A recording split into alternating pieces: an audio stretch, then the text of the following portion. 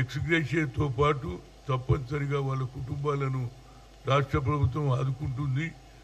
ఈ సంఘటనను నేను దిగ్వాంది, అదేవిధంగా భగవంతుడు ఏదైతే వారి కుటుంబ సభ్యులకు ఆయురారోగ్యాలు ఇవ్వాలని అదేవిధంగా నా ప్రగాఢ సంతాపం తెలియజేస్తున్నా. దీంతో పాటు ఒక పక్క జూబ్లీ హిల్స్ ఎన్నికలు జరుగుతుంటే అటు బీఆర్ఎస్ బీజేపీ కొత్త ప్రచారం చేస్తున్నారు.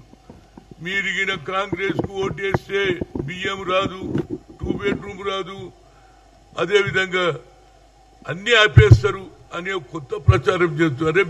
మాకు ఓటేసి ఇవ్వమంటుంటే మీరు వేస్తే జరగదంటున్నారు. మీకు వేస్తే మీరేం చేస్తారో చెప్పండి.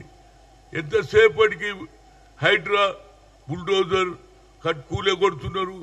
మీరు చేసిన పరిపాలనలో ఏదైతే ధరణి పెట్టి భూములు, ప్రభుత్వ భూములు కూడా కాజేసిండ్రు కనుక ఇవాళ రాష్ట్ర ప్రభుత్వం చెరువులు కుంటలు అన్ని కూడా బాగుండాలనే ఆదేశంతో మంచి పని చేస్తున్నారు. చూడండి, ఇప్పుడు ఏ చెరువు కూడా ఇంతకుముందు చెరువులను ఆక్రమించేవాళ్ళు, ఆ చెరువులను కూడా బాగుండాలి, చెరువులలో నీళ్లుంటే ఏది వాటర్ గ్రావిటీ పెరుగుతుందనే ఉద్దేశంతో చెరువులను కూడా బాగు చేయాలి. ఎవరి ఇల్లు కూర్చోలేదు.